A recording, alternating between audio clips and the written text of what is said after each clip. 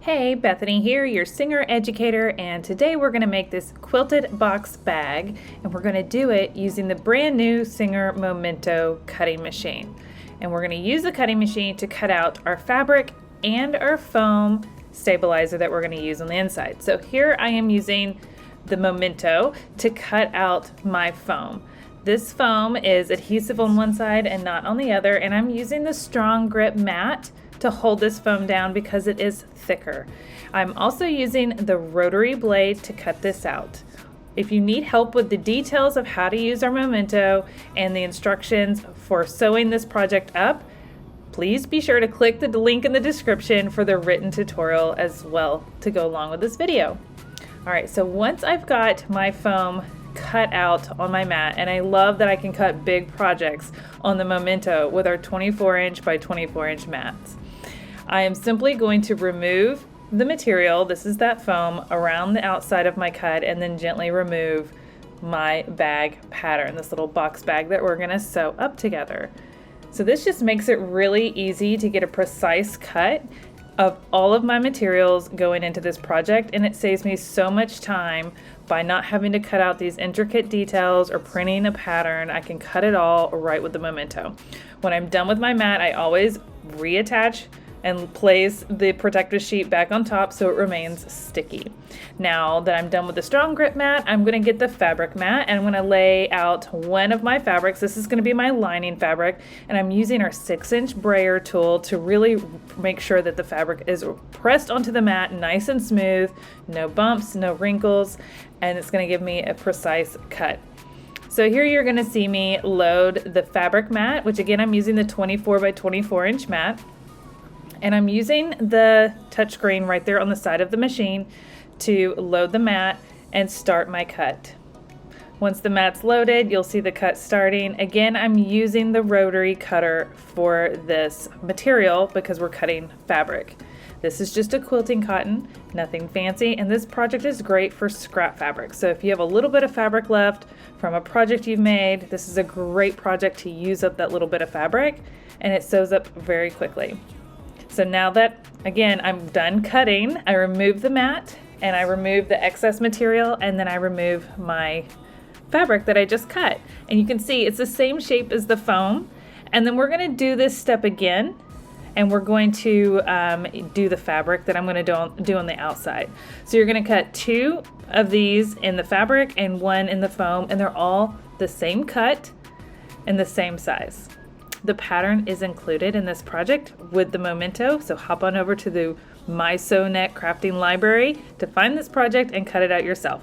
Now, one side of the foam, like I said, is adhesive. It's got a little bumpy side. That side is what I'm going to put my outside fabric on, and I'm going to use my Singer iron to just gently press this in place and adhere it to the foam. It just makes it really easy when sewing this together to have it pressed together and glued together essentially. So the iron is going to melt that adhesive on the foam to the fabric so it stays in place. So work your material around till it's all even and it lines up perfectly. Now when we're done with this, we're going to flip it over and you'll see the foam on the other side. The other side of my foam is not adhesive. You can get double-sided adhesive foam. I did not have that on hand, so mine was just single-sided. So for the other side, I'm going to use a spray adhesive to put the fabric on the back side. Now this stuff is a little strong. If you are sensitive to aerosols, I do not recommend using it. You can use a fabric glue or something else, or you could just pin it down. But I chose to use the spray adhesive. I did make sure I did it outside in a well-ventilated area, lined up my material, and pressed it down. And just like that, we are ready to start sewing up this adorable box bag. I love how quick it is to cut out all my pieces with the Singer Momento. So now I'm going to use the Singer Heavy Duty to sew this up. I'm going to swap out the all-purpose foot with a Sew Easy foot, and this is going to make quilting even lines across this bag pattern super fast, super easy, and make sure that your lines are always consistent and straight. What's great about the Sew Easy foot is you can adjust the width of your foot guide so that your stitches are consistently the same. So the little white piece on the side, you can slide anywhere between the foot and that along that bar off to the right to get the width of the stitch lines that you want. And then you line up the white guide with your previous stitch, and you follow the guide along those stitches to make sure that the next row of stitches are following it parallel perfectly. You're going to repeat this all the way across your entire bag. Now you'll see as you work your way across, you are going to have to kind of roll the fabric up to fit into the sewing space on your machine. Now that our material is beautifully quilted, let's start sewing up this bag. You'll be amazed at how quickly it comes together.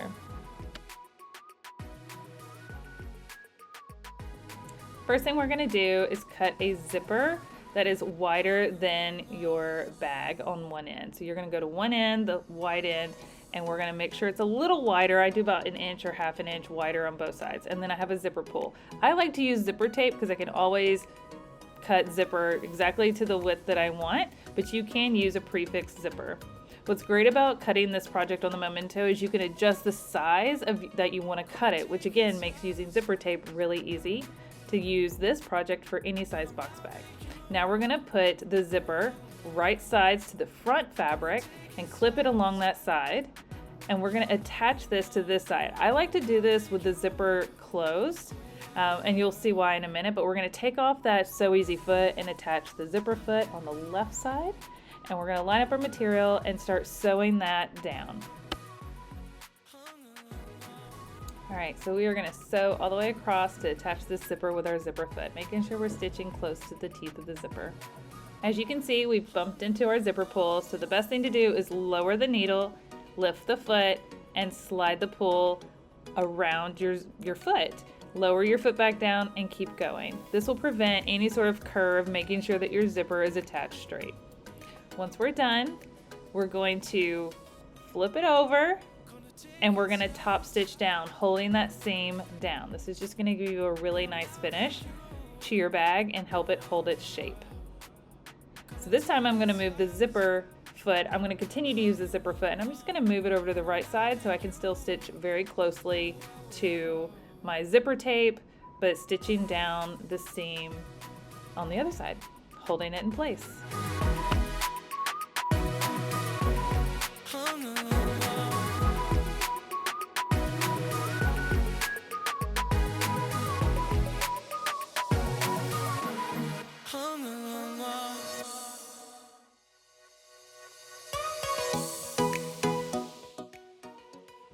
All right, so now we're going to fold our bag right sides together so our opposite ends line up, and we're going to line up the top of the zipper tape with the top of the edge of the other side.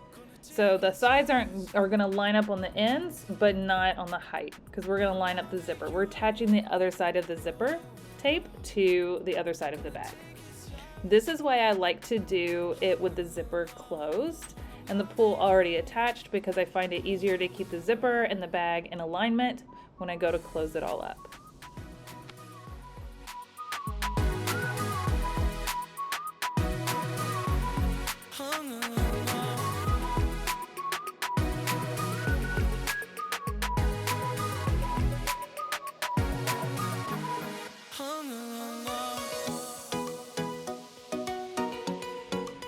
So we're going to switch our zipper foot back over to the left side, and we're going to sew all the way across our zipper again, making sure we're sewing as close to the teeth as possible and avoiding the zipper pull. Gonna take it slow.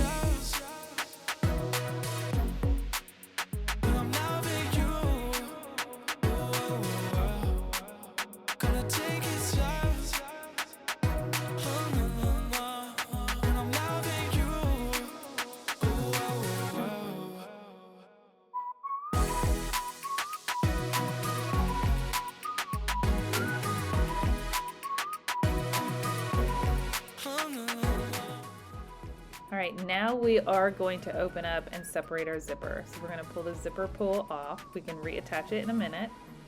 We're going to separate our zipper. That way we can top stitch the other side that we just attached. So we're going to do just like we did with the other side and top stitch all the way across.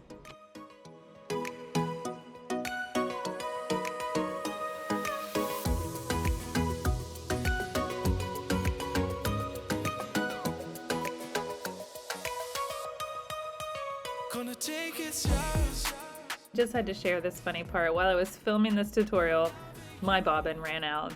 So I just wanted to show you, it happens to the best of us, but one of my best tricks is to always leave a spare in my accessory tray here.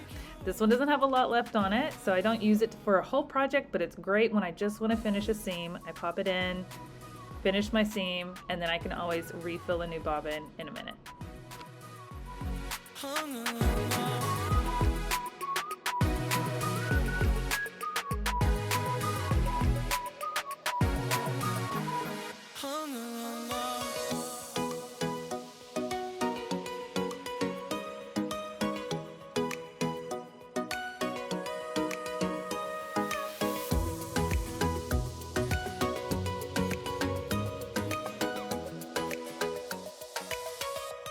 I've reattached my zipper pull so that my zipper is now closed again, and our bag is really taking shape. So I'm going to place it flat so the zipper is through the middle of the bag, and I'm lining it up so that I have my little 4 cutout corners and I have my 2 even edges. Now I'm going to clip these edges together, and we are going to sew down these 2 sides. Once we're done sewing down these 2 sides, this bag will be done in just a few minutes, but we are going to sew these down. Don't worry about trimming off your extra zipper tape or anything. We'll do that after we've secured these in place. So when you go to sew these down, we're going to do a 3/8 inch, just line up the edge of the material with the edge of the foot, and you want to make sure that the zipper is closed. So one side is already closed, the other side is open, because we don't want to close up our zipper tape and not have our zipper pull in place. But we're just going to kind of hold those close together so that they enclose. So now we are going to remove our zipper foot, attach our all-purpose foot that we originally had on the machine, and we are going to sew these 2 ends together. And you'll see here, you want to take it very slow over the zipper teeth. My zipper tape has plastic teeth, but I still like to use the hand wheel to carefully go over those teeth so that I don't break my needle. You do want to make sure you're going very slowly over the teeth, and also if you are using a zipper tape or a zipper that has metal teeth, you definitely want to use your hand wheel and go very slowly so as to not hit those metal teeth and damage your machine or break a needle.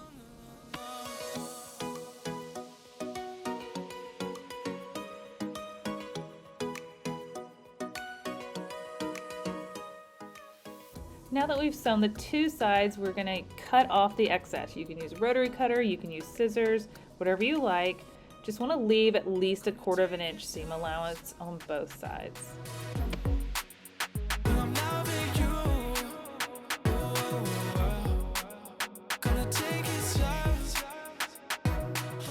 We are so close to being done with this box bag, and it's turning out super cute. So now we need to sew up these 4 corners to give us our box shape of our bag. So if you grab one of the corners and pull it open, you'll see that it makes a straight line and the sides line up. So you want to use some clips to hold that in place. And we're going to do that to 2 of them on the same side, because I find if I clip all 4, it makes it a little hard to get it in there and sew it on the machine. So I just do 2 on each side, and then we'll do the other side. But we're going to use the same 3/8 inch seam allowance to sew across these, making sure we backstitch at the beginning and end as always. And once we get these done, you'll start to see the bag take shape. Gonna take it slow.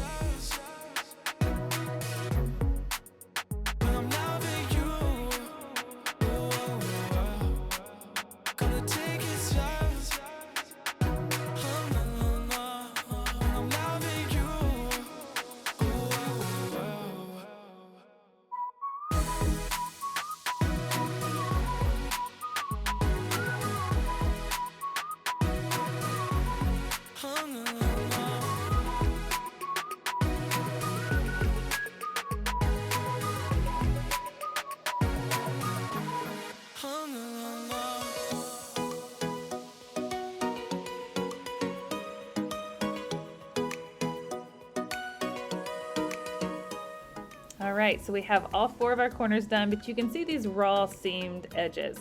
For me, it's not a big deal, but if you would like to use a bias tape, you can. You can use a bias tape, open it up, place it over those seams, and stitch it down to give it a more polished, finished look. So it go a little bit like this. You can fold in the ends and it can look really nice. There you go. So that is an option. Play with some fun colors. This is a great way to dress up the inside of your bag, especially if you're going to be gifting it. I did do that on this bag that I did previously. This is made out of cork, and you can see I use that same yellow bias tape on the inside seams. Gives it a nice little finished look, doesn't it? So for this tutorial, I'm going to skip that step. We're going to go ahead and open up that zipper, and it's time to turn our bag right side out.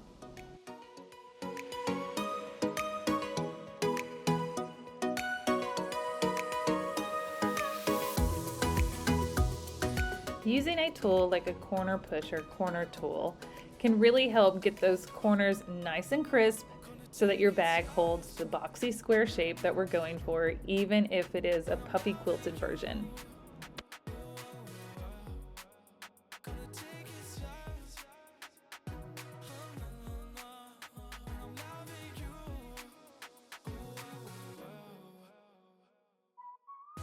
And there you have it. We made the cutest quilted box bag ever. I love using these. I love making them as gifts, and I use them a lot when I travel. The Momento sure did make this project super easy and super fast by cutting out all of our materials for us so we could get to sewing very quickly. Now that we've made one with quilted material, try one with cork. I love using cork, and the Momento cuts it beautifully. You could also do vinyl or other fun materials, so if you try something new on the Momento to make one of these box bags, be sure to let us know. I'm loving you. Gonna take it slow. I'm loving you.